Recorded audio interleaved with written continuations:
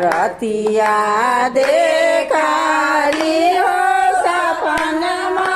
शिव गुरु अहिले अगन माना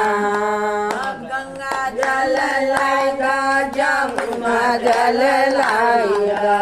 गंगा जल लाएगा जमुना जल लाएगा सजनमा शिव गुरु अहिले अगन माना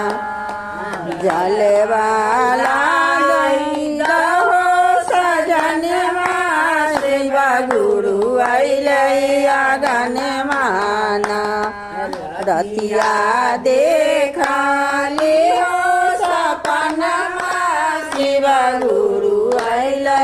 अगन माना बेली फूल लगा चमेली फूल लगा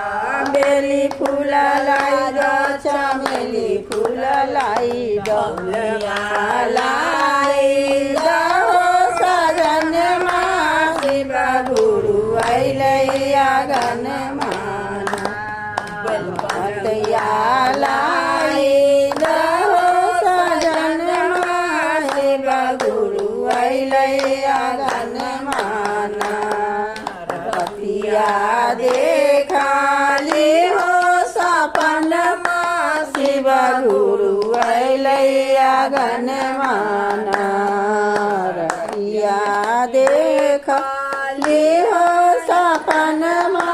शिव गुरु अहिले अगन माना।